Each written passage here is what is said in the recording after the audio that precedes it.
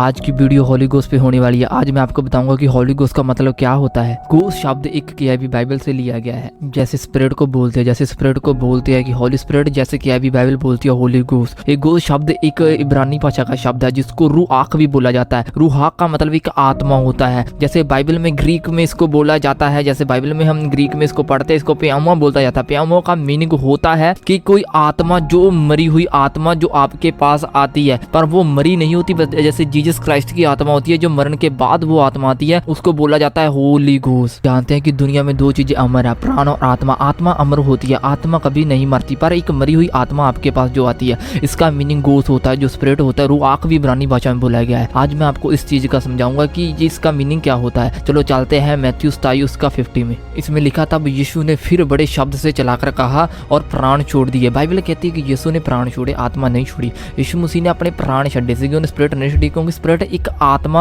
एक ਜਿਹੜੀ ਹੁੰਦੀ ਹੈ, रूआक ਹੁੰਦਾ है, प्यूमा ਹੁੰਦਾ। एक ਜਿਹੜਾ शब्द है एक अमर रहने वाला शब्द है। समझी, इतने ਜਿਹੜਾ शब्द ਵਰਤਿਆ ਗਿਆ है ना कि यीशु मसीह ने अपने प्राण को मतलब छोड़ दिया। तो फिर ਜਿਹੜੀ आत्मा सी वो कितने गई, ये आज मैं ਤੁਹਾਨੂੰ समझाऊंगा। क्या आप जानते हैं कि यीशु मसीह ने जब याजर की बेटी को चंगा किया था, उस वक्त में कौन से शब्द यूज किए थे? चलो मैं आज आपको बाइबल के बीच में लेकर जाना चाहता हूँ। देखो ध्यान से बाइबल में क्या लिखा है। चलते हैं हम लूका 8:55 में।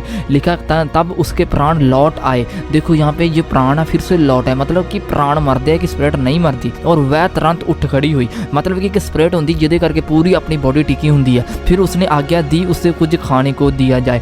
बाइबल कहती है कि इत्थे यीशु मसीह ने एक जिहड़ी याजर दी बेटी सीगी, जदों ओहदी कुड़ी सीगी, ते बाइबल कहती जदों ओहदे दुआ कीती ते ओहदे प्राण फिर तो वापस आ गए ओहदी बॉडी दे विच। मतलब कि अपनी बॉडी डेड होंदी है, अपनी स्पिरिट नहीं डेड होंदी। बाइबल कहती है एक अमर आ, एक अमर रहने वाली आत्मा है। चलो हम चलते हैं आगे। क्या आप जानते हैं कि यीशु मसीह ने सबसे पहला इससे पहला जो बात की थी, जो हम देखते हैं ना 50 उसकी 4 आयत में लिखा, परंतु उसने उसका हाथ पकड़ा और उससे पुकार कर कहा, हे लड़की उठ। यहाँ पे जो उठ का शब्द वरताया गया है ना, ये एक ग्रीक शब्द है। इसको ग्रीक शब्द में इंजैरिया बोला गया है। इंजैरिया का मीनिंग होता है कि मैं तुम्हें जगाता हूँ। जब कोई इंसान क्रिश्चियनिटी में आके फिर से वही ब्लैक स्लेट जो काम करने लग जाता था, यीशु मसीह फिर से उसको नया आत्मा देना चाहता है, फिर उसको जगाना चाहता है, फिर से उसको खुदावन के कामों में उठाना चाहता है। इसमें ये चीज़ समझाई गई है। चलो मैं आपको लेकर जाना चाहता हूँ। बाइबल कहती है जब यीशु उसे उठाया, ये शब्द जो वरताया गया जैरी किसी को जगाना होता है, कि जो बाइबल कहती है कि यीशु ने अपनी आत्मा थी वो कहां पर छोड़ दी। अब वो किसके हाथ में है, मैं आपको आज समझाऊंगा। तो अगली चैप्टर में चलते हैं। लूका 23:46 उसमें लिखा, और यीशु ने बड़े शब्द पकार कर कहा, हे पिता,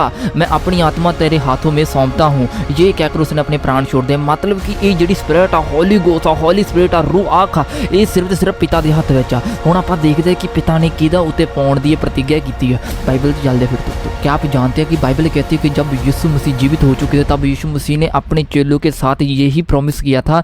हम चलते हैं उस प्रॉमिस को पढ़ने के लिए हमको जाना पड़ेगा लूका 24:49 में। इसमें लिखा है, कहता, और देखो जिसकी प्रतिज्ञा मेरे पिता ने की है, और मैं तुम पर उतारूंगा, और जब तक स्वर्ग से सामर्थ ना पाओ तब तक तुम इसी नगर में ठहरे रहो। ये ਜਿਹੜੀ सामर्थ बाइबल कहती होंदी है एक होली स्पिरिट होली गोस्ट ਦੇ ਨਾਲ ਹੁੰਦੀ ਆ, क्योंकि ਜਦੋਂ ਕਿਸੇ ਇਨਸਾਨ ਦੀ ਲਾਈਫ ਦੇ ਵਿੱਚ ਇਹ ਕ੍ਰੀਏਟ ਹੋ ਜਾਂਦੀ ਆ, ਫਿਰ ਚਮਤਕਾਰ ਪੈਦਾ ਹੁੰਦੇ ਆ, ਮਿਰਾਕਲਸ पैदा होंगे आ, फिर ऑटोमैटिकली इंसान नूं नॉलेज, बुद्धि, ज्ञान, सामर्थ होंदी है। पर एक खुदा ने तुहानू प्रॉमिस किया, मैं तुहाडे उत्ते जरूर उतारूंगा, पर तुसीं वेट करना, इस चीज़ की बस वेट करना। क्या आप जानते हैं कि इस दुनिया में, इस वर्ल्ड में, इस सोसाइटी में आपके सबसे बड़ा कौन हेल्पर है?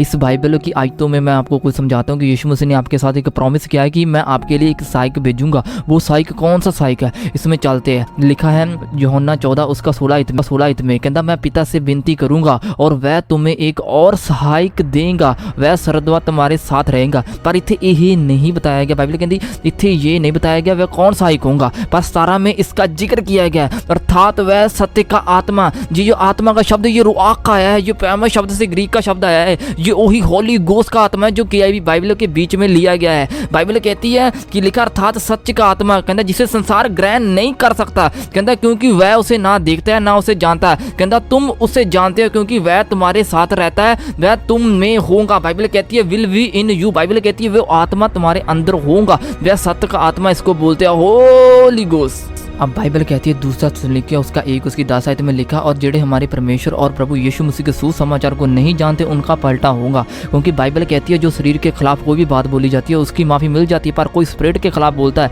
होली गोस्ट के खिलाफ बोलता है, उसकी माफ़ी नहीं होती। जी मेरे जीजो, यीशु मसीह ने वो ही जो प्राण छोड़े थे, बाइबल कहती है कि वो आपके लिए छोड़ दिया गया। अब जब भी आप बैठेंगे, बाइबल कहती है जहाँ 2 या 3 उसके नाम में इकट्ठे जाए वहाँ पर पिता का आत्मा आ जाता है, वो ही होली गोस्ट का फायर का आत्मा आ जाता है। जब आप उसको यूज़ करेंगे परमानेंटली हीलिंग आपकी बॉडी में पैदा हो जाएंगी यीशु मसीह के नाम में। Praise the Lord.